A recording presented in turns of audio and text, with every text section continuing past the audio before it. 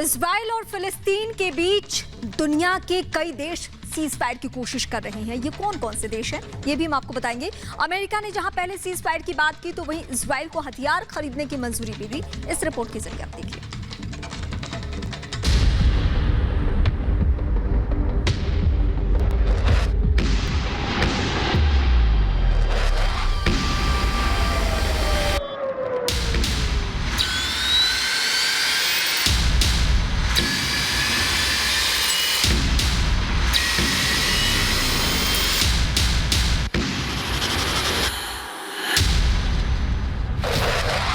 Israel फिलिस्तीन के बीच भीषण जंग।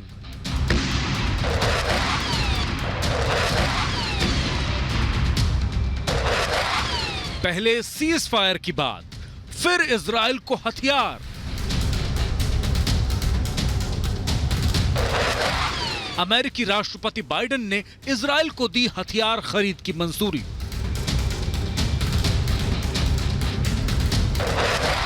क्या सीज फायर की बात अमेरिका का सिर्फ दिखावा है?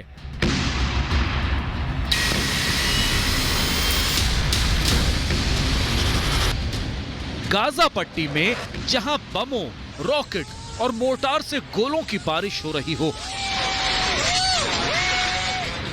वहीं दुनिया इजराइल और फिलिस्तीन के बीच सीज फायर की कोशिश भी कर रही है। लेकिन इसी बीच अमेरिकी राष्ट्रपति जो बाइडेन ने इजराइल को हथियार खरीद की मंजूरी भी दे दी है।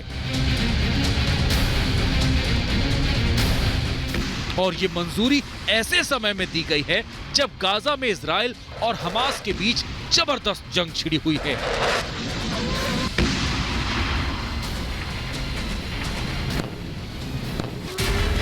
संयुक्त राष्ट्र के मुताबिक इसमें अब तक दोनों तरफ से करीब 250 लोग मारे जा चुके हैं, जबकि 1,500 लोग घायल हो गए हैं। और इसी की वजह से हजारों लोगों को दूसरे और सुरक्षित इलाकों में शरण लेनी पड़ी है। इस बीच संयुक्त राष्ट्र सुरक्षा परिषद यानी यूएनएससी की आपात बैठक में इजराइल और हमास की तरफ से हो रहे हमलों को तुरंत रोकने की अपील की गई है। वहीं अमेरिका पर भी दोनों के बीच सीज फायर कराने को लेकर दबाव बढ़ता दिखाई दे रहा है। इसके बाद अमेरिका ने भी सीज फायर को लेकर कवायद शुरू कर दी है। लेकिन ऐसे समय में इजराइल को दी गई हथियार खरीद की मंजूरी से सवाल भी उठने लाजमी हैं कि दोनों देशों के बीच सीज फायर की बात करना अमेरिका का क्या केवल एक दिखावा है या कुछ और? ये हमें समझना चाहिए कि अमेरिका के अंदर क्या पोजीशन है। जहां तक जूस का सवाल है, जूस अमेरिका की इकोनॉमी पर पूरी पकड़ रखते हैं। जूस पॉलिटिकल पार्टीज की फंडिंग और उनके अंदर एक बहुत बड़ी एक लॉबी है। इजराइल को अमेरिका कभी भी अबैंडन नहीं करेगा। साथ ही साथ अमेरिका दुनिया का भी एक लीडर है। मिडिल ईस्ट में उसके अच्छे संबंध हैं। अरब ममालिक में खास तौर से सऊदी अरेबिया उसका घनिष्ठ मित्र है और उसको उनकी भी बात को रखना पड़ेगा। इसीलिए वो पीस की बातें मिडिल ईस्ट में कर रहा है। ऑब्जर्वर रिसर्च फाउंडेशन के मुताबिक जिस हथियार खरीद के सौदे को अमेरिका ने मंजूरी दी है, वो दरअसल इस लड़ाई से पहले की बात है। इजराइल और हमास के बीच जंग शुरू होने से पहले ही इस सौदे को मंजूरी के लिए सीनेट में पेश किया गया था और अब राष्ट्रपति बाइडेन ने इस सौदे पर अपनी मुहर लगा दी है। हालांकि अमेरिका इस मुद्दे पर अपने रुख को बड़ी साफगोई से अंतर्राष्ट्रीय जगत के सामने रख सकता है।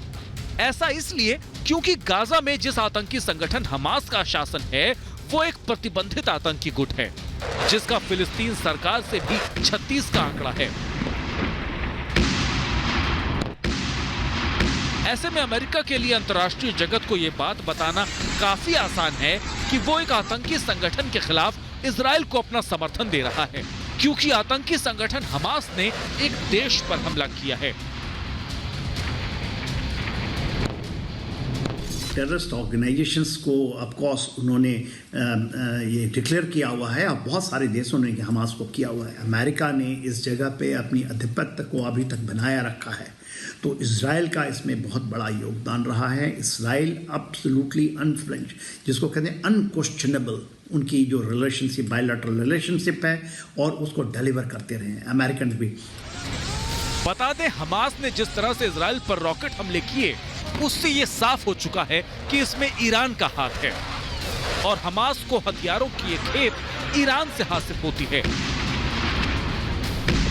इसलिए इजराइल समय रहते हमास के टॉप कमांडर्स को ढेर करके दो तरह से अपनी मजबूती को साबित करने की कोशिश कर रहा है। पहला ये कि इजराइल में प्रधानमंत्री बेंयामिन नेतन्याहू का इस कार्रवाई के बाद से समर्थन बढ़ गया है, जिससे आने वाले दिनों में उन्हें इसका राजनीतिक तौर पर फायदा होगा। वहीं दूसरी तरफ इजराइल की सैन्य कार्रवाई से फिलिस्तीन पर भी इसका असर पड़ेगा। Bureau report, Republic Bharat.